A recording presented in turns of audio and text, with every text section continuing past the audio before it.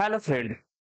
तो यदि आपने दो चर वाले रैखिक समीकरण के युग्म को पढ़ चुके हैं और यदि आपको लग रहा है कि इससे में जो कुछ इम्पोर्टेंट पद जो है, टर्म जो है, जैसे हो गया संगत के बारे में, संगत के बारे में, आश्रित के बारे में, है ना, स्वतंत्र के बारे में, ये समानांतर के बारे में, तो ये टर्म यदि आपको समझने में दिक्कत हो रहा है, आप इन सभी में अंतर नहीं कर पा रहे हैं, और खासकर ये टर्म जो है स्वतंत्र वाला और ये है असंगत वाला, है ना, और ये आश्रित वाला, ये जो चार चार टर्म है, ये सब अगर आपको नुकसान पहुंचा रहा है, आपको समझ में नहीं आ रहा है और आपको संगलत कर रहे हैं, तो आप इस वीडियो को देखिए।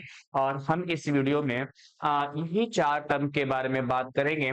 और जब आप इस वीडियो को देख लोगे तो हम लास्ट में इस पर एमसीक्यू भी करवाएंगे ताकि आप इसको फिर समझ पाए या ना समझ पाए, आप अपना मूल्यांकन कर पाओ।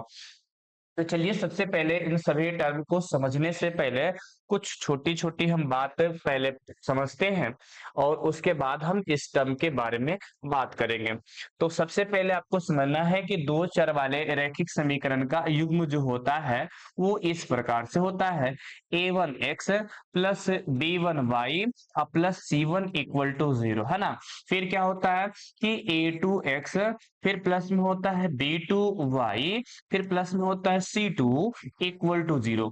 तो हम इस प्रकार के इक्वेशन को कहते हैं दो चर वाले रैखिक समीकरण का युग्म कहते हैं। क्या कहते हैं? दो चर वाले रैखिक समीकरण का युग्म कहते हैं। अब आपने इसमें पढ़ा होगा कि यदि दो इस प्रकार से इक्वेशन दिया हुआ रहे तो हम इनसे तीन बातें पता कर सकते हैं। कितने बातें?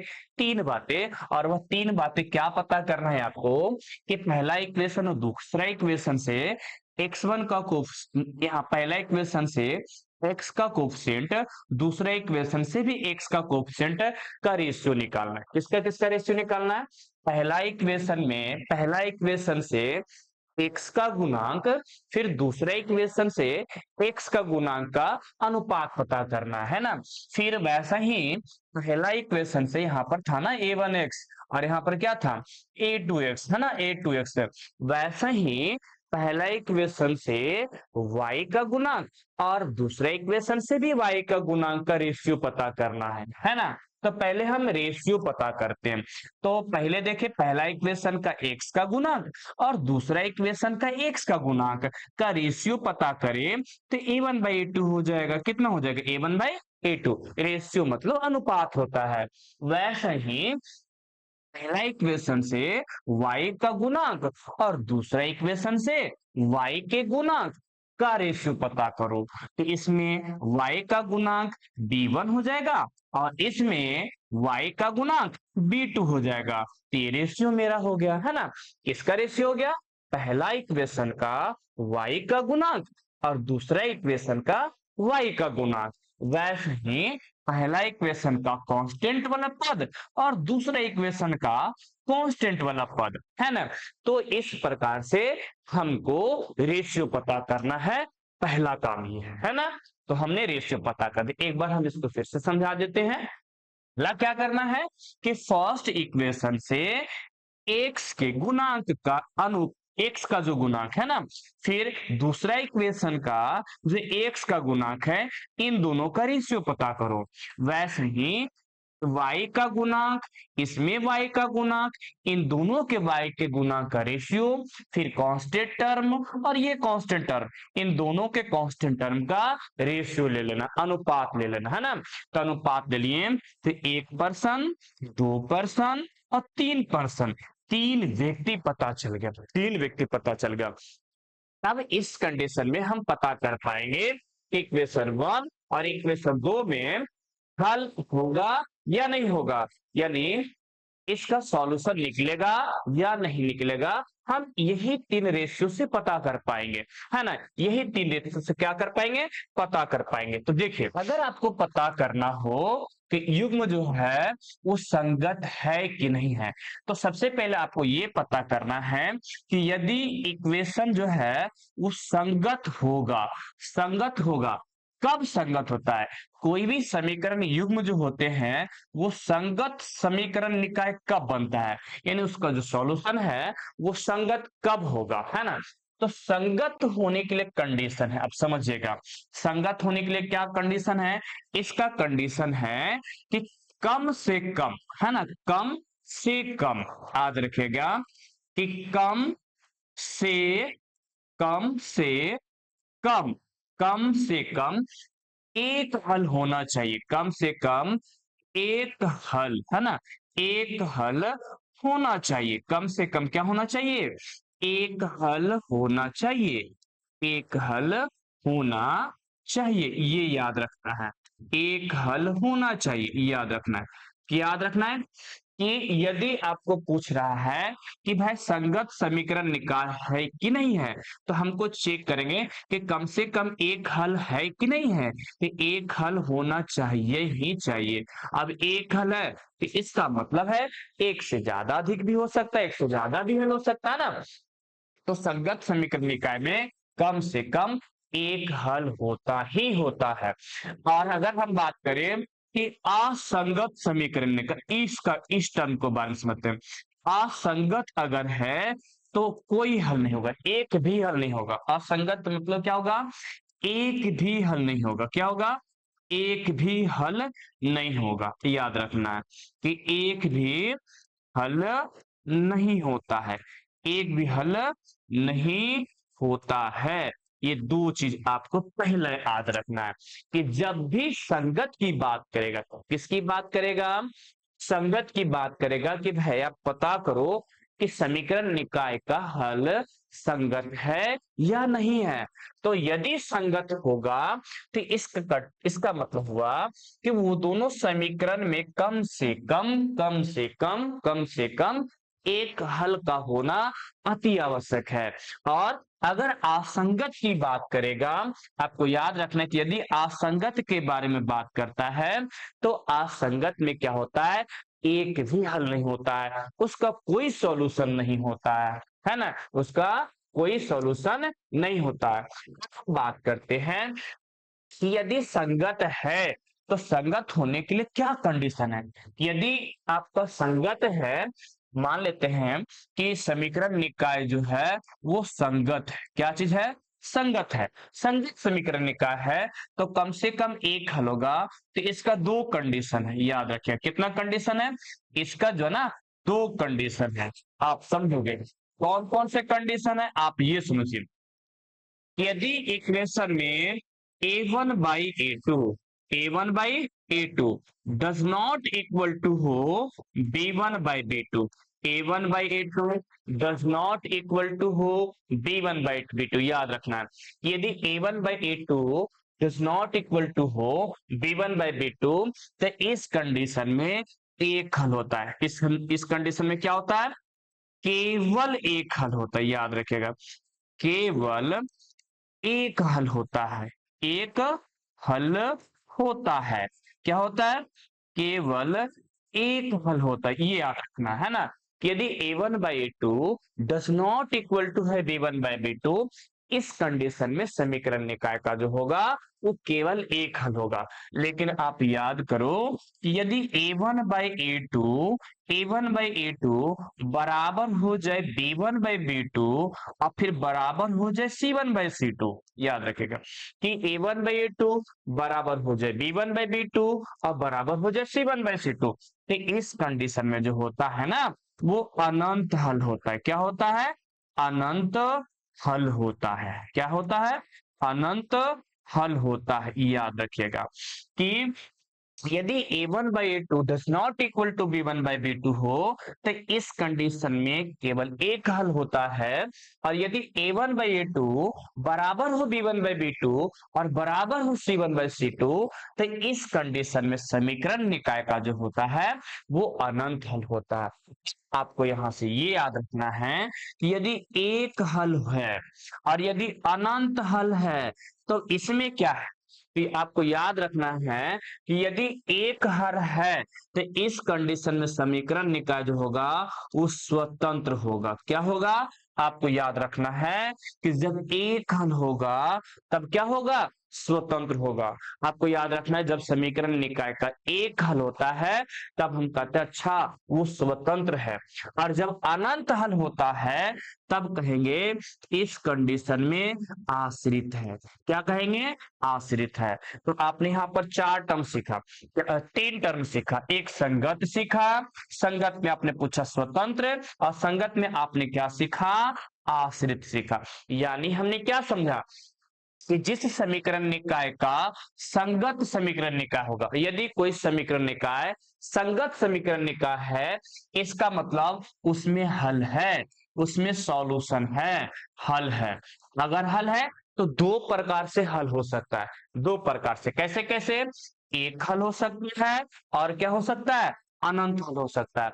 और जब एक हल होगा उस कंडीशन में समीकरण जो होगा वो स्वतंत्र होगा, और जब अनंत हल होगा तो उस कंडीशन में जो समीकरण होगा वो आश्रित होगा। तो ये हमने सीख गया। चौथा टर्म क्या है? आप समझिए कि चौथा टर्म होता है असंगत। क्या होता है? ये जो असंगत है आप इसको समझिएगा, असंगत है। तो असंगत का मतलब होता है कोई हल नहीं। असंगत मतलब बताए थे ना, क्या होता है? कोई हल नहीं होता है, कोई हल नहीं होगा इस कंडीशन में, कोई हल नहीं होगा ना, कोई हल नहीं होगा, कोई हल नहीं होगा इस कंडीशन में। याद रखना कि जब असंगत समीकरण निकाय है उस कंडीशन में कोई हल नहीं होगा। और पता है क्यों नहीं होगा? क्योंकि इस कंडीशन में जो रेखा होती है वो कैसी रेखा होती है? तो रेखा जो होती है वो समांतर रेखा होती है। कैसी रेखा होती है? समांतर रेखा होती है। और इसमें जो रिलेशन होता है कोफिशिएंट का, रेशियो का, वो होता है a1 बाई a2 बराबर होता है b1 by b2 does not equal to c1 by c2 होता है ना। इस कंडीशन में हम ग्राफ की बात करें ना, तो इस कंडीशन में ग्राफ ऐसा होगा। ये ग्राफ एक दूसरे को कभी भी नहीं काटता है। लेकिन आप ये अगर समझो कि केवल एक हल होता है, तो इस कंडीशन में ग्राफ जो होता है ना केवल एक बिंदु पर काटता है ना। और अगर अनंत हल होता है तो इस कंडीशन में जो ग्राफ होता है ना वो लाइन नंबर फर्स्ट अगर यहाँ पर है तो लाइन नंबर सेकेंड भी इसी लाइन पर होगा। यानी दोनों लाइन एक दूसरे के ऊपर ओवरलैपिंग होता है ना। तो इस कंडीशन में कहते हैं कि समीकरण निकाय का क्या होगा? अनंत हल होगा। तो आई होप कि आप इसने आपने ये चारों टर्म के बारे में जान गए होंगे। एक बार हम इस चारों टर्म को फिर से रिवाइज कर लेते हैं कि भाई आपको समीकरण निकाय में यदि संगत समीकरण निकाय, कौन सा निकाय है? संगत समीकरण निकाय है, तो उस कंडीशन में आपका दो बात निकलेगी। कौन सा बात निकलेगी? एक तो स्वतंत्र होगा, एक क्या होगा? स्वतंत्र होगा। एक स्वतंत्र होगा और एक क्या होगा? आश्रित होगा। तो जो संगत समीकरण निकाय है वो स्वतंत्र भी होता है, आश्रित होता है। अगर स्वतंत्र होगा तो केवल केवल एक हल होता है ना, केवल कितना होता है? एक हल होता है। आश्रित होता है तो इस कंडीशन में क्या होता है? अनंत हल होता है। कैसा होता है? अनंत हल होता है। ये हो गया। इसमें बात करें तो कंडीशन क्या होता है कि a1 by a2 does not equal to होता है b1 बाई b2। इसमें क्या होता है? a1 बाई a2 बराबर होता है b1 बाई b2 और बराबर ही होता है c1 बाई c2। और इसमें क्या होता है कि केवल एक हल होता है, और इसी को बोलते हैं कैसा बोलेंगे? प्रतिच्छेदी रेखा। कौन सी रेखा इसको कहेंगे? ये जो होता है ना प्रतिच्छेदी रेखा होता है। क्यों? क्योंकि केवल एक बिंदु पर काटता है। और इसको हम बोलते हैं समपाती रेखा। कौन सी रेखा कहते हैं? इसको हम कहते हैं समपाती रेखा। इसमें केवल एक बिंदु भ्रमिष्ट होता है। याद रखना है कि केवल एक बिंदु, केवल एक बिंदु क्या होता है? उभय निष्ठ होता है। उभय निष्ठ होता है ना, होता है।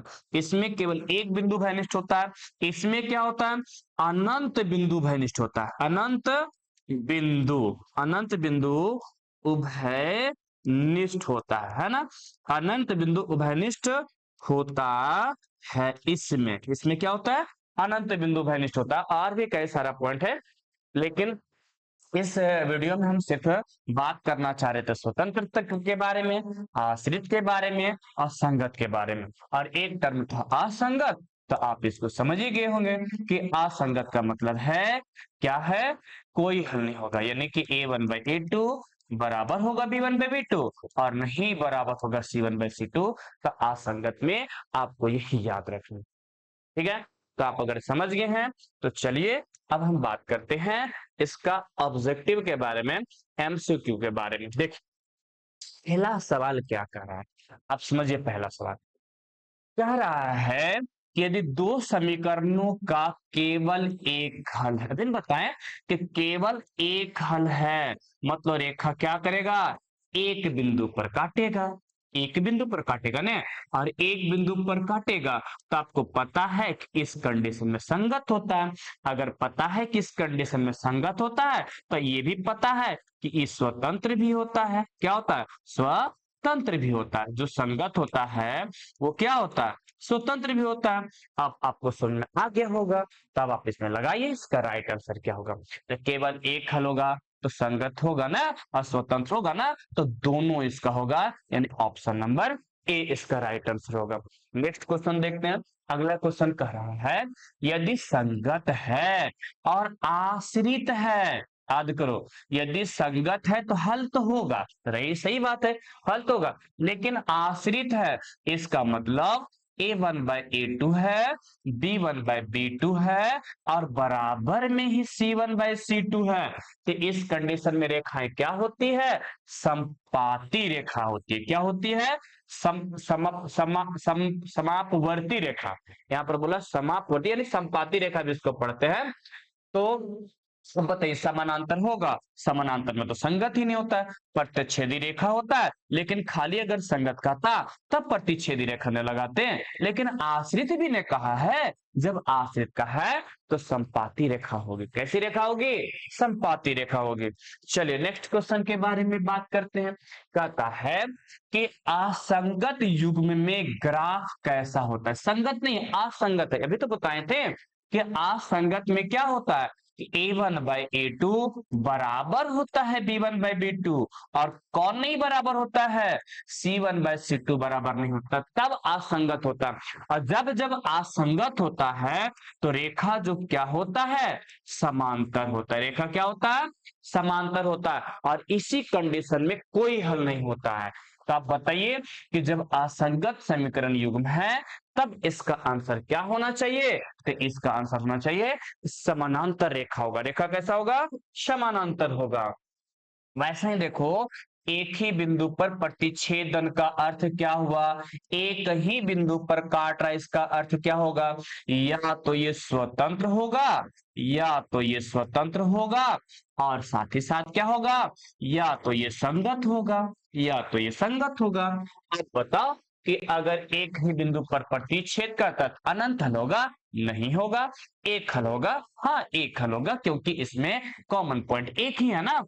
तो इसका राइट आंसर हो जाएगा ऑप्शन नंबर बी। इसका राइट आंसर क्या हो जाएगा, ऑप्शन नंबर बी। वैसा ही देखो और कुछ क्वेश्चन के बारे में बात कर लेते हैं कि समानांतर रेखाएं किस प्रकार का युग्म बनाती है, अभी बताओ। समानांतर रेखा है तो इसमें किस प्रकार का युग्म बनाएगा, क्या ये संगत होगा, बिल्कुल नहीं। संगत अगर होगा तो उसमें सॉल्यूशन होना चाहिए, तो ये तो नहीं बनेगा। आश्रित होगा, जब आश्रित हो चाहे स्वतंत्र हो तो उस कंडीशन में भी तो सॉल्यूशन होता है ना, तो ये भी नहीं होगा, ये भी नहीं होगा। तो इसका राइट आंसर कौन होगा, ऑप्शन नंबर बी होगा। वैसे नेक्स्ट क्वेश्चन के बारे में देखो, कहता है कि दोनों समीकरण एक ही रेखा दर्शाता है, एक ही रेखा है, दोनों समीकरण एक ही रेखा दर्शाते हैं, तो समीकरण युग्म क्या होगा, तभी ना बताए थे कि ये लाइन है, इस पर पहला लाइन भी है और दूसरा लाइन भी है। तो इस कंडीशन में क्या बताए थे कि अनंत हल होगा। क्या होगा, अनंत हल होगा। अब इसी कंडीशन में बताए थे स्वतंत्र नहीं होता है, आश्रित होता है। क्या होता है, आश्रित। तो अब बताइए क्या असंगत होगा, बिल्कुल नहीं, संगत होगा, क्योंकि इसमें सॉल्यूशन है। स्वतंत्र होगा, हाँ स्वतंत्र भी हो सकता है और आश्रित भी हो सकता है, लेकिन यहाँ पर जो सवाल बोला है उसके अनुसार कौन होगा, संगत भी होगा और आश्रित होगा। तो संगत होगा, आश्रित। आश्रित क्यों होगा? क्योंकि ये कैसा लाइन है, एक दूसरे को ऊपर है, ओवरलैपिंग, संपाती रेखा, अनंत हल है। जब अनंत हल होता है तो संगत तो होता ही होता है और साथ में क्या होता है, आश्रित भी होता है। संगत तो होता ही, साथ में क्या होता है, आश्रित होता है। तो इस सवाल का जो राइट आंसर होगा वो ऑप्शन नंबर सी होगा। बात समझ में आ रहा है? अगला सवाल देखो, कहता है यदि a1/a2 बराबर है b1/b2 और बराबर नहीं है कौन, c1/c2, तभी तो बताए कि यदि a1/a2 बराबर हो b1/b2, नहीं बराबर हो c1/c2, इस कंडीशन में रेखा कैसा होती है, समांतर रेखा होती है। और समांतर रेखा का कोई हल नहीं होता है, कोई हल नहीं होता है। अगर हल ही नहीं है तो क्या ये संगत है, बिल्कुल नहीं है। तो संगत यहां पर, संगत यहां पर खत्म हो गया। तो इसका राइट आंसर क्या होगा, असंगत होगा। क्या होगा, असंगत होगा। अगला सवाल भी देख लेते हैं, कहता है असंगत युग्म में हलों की संख्या कितना होती है, अभी तो बताएं, 0 होता है। असंगत युग्म में हलों की संख्या कितना होती है, 0 होती है। वैसे ही कुछ और सवाल देख लेते हैं, कहता है संगत युग्म के लिए आवश्यक शर्त क्या है। संगत युग्म के लिए पूछ रहा है कि आवश्यक शर्त क्या है। तो बताओ, संगत के लिए तो दो आवश्यक शर्त हो जाएगा। पहला पहला क्या होगा, पहला तो ये हो जाएगा कि a1/a2 does not equal to b1/b2। दूसरा क्या हो जाएगा, a1/a2 बराबर b1/b2 बराबर c1/c2। तो देखो तो, अगर कह रहा है संगत के लिए आवश्यक शर्त क्या होगा, यही तो होगा, कम से कम एक हल होना चाहिए, है ना। क्या बताया था, संगत के लिए कम से कम एक हल होना अति आवश्यक है। तो इसका राइट आंसर ऑप्शन नंबर ये हो जाएगा। अब आप बताओ कि यदि a1/a2 बराबर है b1/b2, वैसे ही बराबर है c1/c2, तो इस कंडीशन में क्या होगा। तो याद करो, इस कंडीशन में अनंत हल होता है। हल होता है तो संगत भी पॉसिबल है, और भी संगत, लेकिन असंगत पॉसिबल है नहीं, पॉसिबल है। और ढेर सारा हल हो रहा है तो स्वतंत्र तो नहीं होगा, क्या होगा, आश्रित होगा। इसलिए इसका आंसर होगा ऑप्शन नंबर बी। आज कुछ क्वेश्चन बच रहा है, हाँ बच रहा है, देखते हैं क्या है। देखो, अगला क्वेश्चन कह रहा है कि दो रेखाएं समानांतर हो, ये तो हो गया ना सवाल। यदि दो रेखाएं समानांतर हो तो युग्म में क्या होगा। अगर समानांतर है तो असंगत होगा, होगा कि नहीं होगा। अगर समानांतर रेखा है तो असंगत होगा, क्योंकि उसमें हलों की संख्या नहीं है, एक भी हल नहीं होगा। अगला सवाल देखते हैं, कहता है दो रेखाएं समानांतर हो, अभी तो ये बता दे, दो रेखाएं समानांतर हो तो क्या होगा। देखो, यदि दो रेखाएं एक बिंदु पर प्रतिच्छेद अगर करें, यही तो था, एक बिंदु पर काट रहा है भाई। अगर एक बिंदु पर काटता है तो वो क्या होता है, संगत होता है और साथ ही साथ स्वतंत्र होता है। संगत होता है और साथ ही साथ क्या होता है, स्वतंत्र होता है। तो हो गया खत्म। अब आप देखिए वीडियो, आपको कैसा लगा कमेंट करके हमें जरूर बताएं। और आपको कौन ऐसा टॉपिक है जो आपको कंफ्यूजन पहुंचा रहा है, समझ में नहीं आ रहा है, आप कमेंट कर हमें जरूर बताएं। थैंक यू, धन्यवाद।